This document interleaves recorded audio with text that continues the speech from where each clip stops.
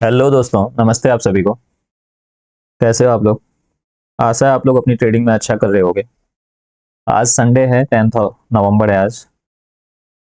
तो हम अपने वीकली एनालिसिस को एक बार देख लेते हैं। नेक्स्ट वीक में क्या ट्रेंड हो सकता है मार्केट का, किस तरीके से किस रेंज में ट्रेड कर सकता है। तो प्रीवियस वीक में जैसे कि हमने बात किया था, अभी आप ये वीकली कैंडल देख रहे हैं। जैसा कि हमने बात किया था प्रीवियस वीक में, यहाँ पे इस कैंडल एक डोजी टाइप का कैंडल बना था। और बड़े टाइम फ्रेम पे, वीकली टाइम फ्रेम पे इनसाइड कैंडल भी कहेंगे। यदि इसका लो ब्रेक करता है तो हम एक दो वीक में यहाँ तक के लिए देख सकते हैं एक डाउन साइड का फॉल आ सकता है इस रेंज तक 23,300 के आसपास। बट ऐसा हुआ नहीं, इसकी क्लोजिंग आई नहीं है यहाँ पे। तो अभी जो रेंज है वो अभी साइडवेज जोन में ही है। मार्केट वापस से यदि इसको ब्रेक करेगा, यहाँ पे क्लोज करेगा, तो फिर हम एक डाउन साइड के लिए एक्सपेक्ट कर सकते हैं मूव यहाँ तक का। अदरवाइज यहाँ से ऊपर भी निकल सकता है मार्केट। यदि यहाँ पे सपोर्ट ले लिया तो इसके ऊपर भी यहाँ से जा सकता है। हम अपने टेक्निकल एनालिसिस के बेस पे ये जोन जो है वो डिसाइड करते हैं। डेली टाइम फ्रेम पे देखो आप, तो इसने ब्रेक किया, बट एक लंबा सा वीक था इसमें, और नेक्स्ट डे थोड़ा सा लो क्लोज हुआ था और अच्छा खासा रिवर्सल आ गया। बिल्कुल शार्प रिवर्सल आया। अभी ऐसा ही होता है इस रेंज में भी देखें तो मार्केट इसका लो ब्रेक कर रहा है। यदि उसका लो ब्रेक करता है तो एक जो माइंड में आता है इंट्राडे में जब ट्रेड कर रहे होते हैं, तो यहाँ पे सपोर्ट ले सकता है। बट इसको अभी 15 मिनट या 1 आवर के टाइम फ्रेम पे देखे तो इसने इसको ब्रेक कर दिया होगा, यहाँ क्लोज भी किया होगा कैंडल। उसके बाद रिवर्सल आ जाता है, लो को ब्रेक करता है, रेंज को ब्रेक करता है, और वो एक ट्रैप होता है। वहां पे फॉल्स ब्रेकआउट आता है, फॉल्स ब्रेकडाउन आता है। तो इस तरीके से ट्रैप होता है। अभी ज्यादातर ट्रैप ही हो कर रहा है मार्केट हर रेंज में। यदि हमारा सेंटीमेंट नेगेटिव होता है तो हम पुट साइड के लिए एक्सपेक्ट करते हैं कि मार्केट हो सकता है अभी बियरिश रहेगा। बट काफी बियरिश मार्केट में भी कभी कभी ऐसा रिवर्सल आएगा ना, इतना शार्प रिवर्सल आता है, बिल्कुल वी शेप रिकवरी आती है, जो एक्सपेक्टेड नहीं रहता कि इतने बियरिश सेंटीमेंट में भी ऐसा रिवर्सल आ सकता है। तो ये मार्केट है, यहाँ कुछ प्रेडिक्ट नहीं किया जा सकता। अपना जो एक बट अपना एक ट्रेड प्लान होना चाहिए। जिस जोन में हम इस जगह पे मार्केट ऐसे रिएक्ट करेगा तो हम इस तरीके से ट्रेड प्लान करेंगे। यदि ऐसा ट्रेड प्लान नहीं रहता है तो ऐसे टाइम पे ही हम रैंडम ट्रेड करते हैं। हर एक कैंडल पे हमारा डिसीजन चेंज होता रहता है, और डिसाइड करने के बाद भी होता है, बट कुछ हद तक एक व्यू डिसाइड रहता है, तो कुछ हद तक तो हेल्प मिलता है, या कुछ ट्रेड इग्नोर भी किया जाता है उस टाइम पे हमारे व्यू के अगेंस्ट होता है। तो अभी नेक्स्ट वीक में जो मेरा व्यू है, इस रेंज में यदि मार्केट ओपन होता है, यहीं पे कोई गैप अप नहीं आता है, 100-200 पॉइंट का गैप अप, बड़ा गैप अप नहीं आता है, और इस रेंज में ओपन होता है, तो ये एक दिन यदि सस्टेन करे इस रेंज पे और उसके बाद इसको ब्रेक करेगा, तो फिर हम यहाँ डाउन साइड का व्यू रखेंगे। और नेक्स्ट टू नेक्स्ट वीक हो सकता है यहाँ पे क्लोजिंग आ जाती है, तो डाउन साइड के लिए अभी रहेगा मार्केट। एक बार 23,300 का लेवल टच करना चाहिए, जो मेरा व्यू है। और अप साइड में तो यहाँ के ऊपर ही एक मूव एक्सपेक्ट कर सकते हैं इस रेंज का। ऐसा कोई बड़ा मूव यहाँ नया हाई तो नहीं बनने वाला। अब इस रेंज में ही जो भी ट्रेड होगा अभी कुछ टाइम तक, तो इस रेंज में ही ट्रेड करेगा। 25,000 के आसपास तक इस रेंज तक ट्रेड हो सकता है, या यदि आप मूव बनता है तो।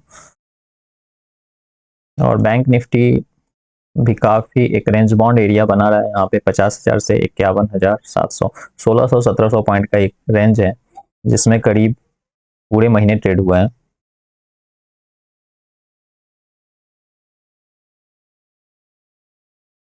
छोटे टाइम फ्रेम पे देखते हैं, यहाँ पे इस तरीके से आप देखो, कई बार होता है ऐसा कि इस रेंज को ब्रेक करेगा। इससे पहले मार्केट ने कई बार सपोर्ट लिया यहाँ पे, 3 बार 4 बार सपोर्ट ले चुका है इससे पहले। यहाँ पे भी सपोर्ट ले चुका है। उसके बाद जब ब्रेक करके यहाँ पे क्लोजिंग इसके नीचे आई थी, फिर डाउनसाइड का एक कंटिन्यू फॉल, ऐसे टाइम पे माइंड में आता है कि मार्केट ने ब्रेक किया, रिटेस्ट कर लिया, और वापस से ये डाउन ट्रेंड कंटिन्यू रहेगा। बट यहाँ पे इस तरीके का शार्प रिवर्सल एक्सपेक्टेड नहीं था, पहले नहीं होता था ऐसा। बट अभी के टाइम में सब कुछ पॉसिबल है। अभी ज्यादातर अनएक्सपेक्टेड बिहेवियर ही चल रहा है मार्केट में।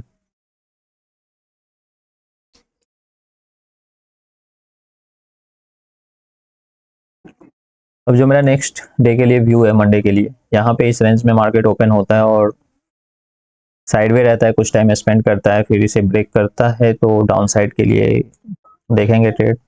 अप साइड के लिए इस रेंज के ऊपर ही कोई ट्रेड बनेगा, यहाँ कहीं भी रजिस्ट करेगा, किसी भी जगह से नेगेटिव कैंडल बनेगा तो एक डाउन साइड का ही ट्रेड मिलेगा।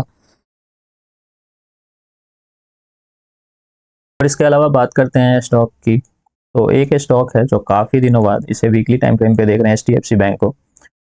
तो इसने काफ़ी टाइम से इस रेंज में स्ट्रगल किया है यहाँ पे मार्केट ने, और ये ऐसे स्टॉक है जिसमें वोलेटिलिटी भी काफ़ी ज़्यादा रहती है, तो यहाँ पे रिस्क तो थोड़ा ज़्यादा है। बट अभी ये इस यहाँ पे 4 बार 5 बार इसने इस रेंज को रिटेस्ट किया करा हुआ है, यहाँ से रेजिस्टेंस लिया है, और इस बार यदि ये इसको ब्रेक करता है तो एक रिस्क लिया जा सकता है जो मुझे लग रहा है, और छोटा सा स्टॉप लॉस रहेगा यहाँ पे। और मुझे लग रहा है यहाँ पे इस बार एक रिस्क लेना चाहिए, एक छोटा सा स्टॉप लॉस आएगा इसके लो का, 4 to 5% का स्टॉप लॉस रहेगा, और एक नया हाई हम देख सकते हैं इसमें 2000 तक आ जाए या जो भी।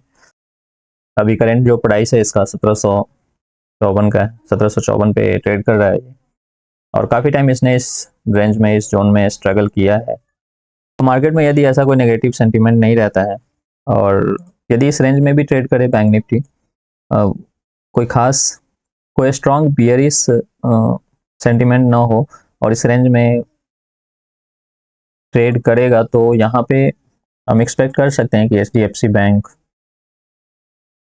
मूव कर सकता है पॉजिटिव साइड को।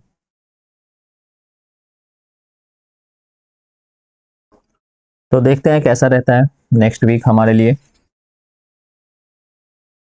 और दोस्तों, यदि वीडियो पसंद आता है तो आप लोग लाइक करें। और दोस्तों, ये सब मेरा पर्सनल व्यू है किसी स्टॉक के रिगार्डिंग या मार्केट के रिगार्डिंग, जिस तरीके से मैं ट्रेड करता हूँ, मेरा व्यू क्या रहता है।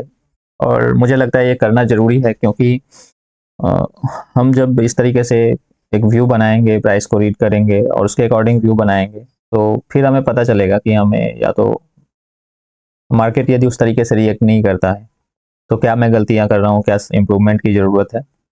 तो एक एनालिसिस होना चाहिए प्राइस का। तो धीरे धीरे कुछ टाइम लगेगा, बट उसके बाद एक प्राइस का बिहेवियर समझ में आएगा कि मार्केट का प्राइस किस तरीके से बिहेव करता है। तो thank you guys, thank you for watching.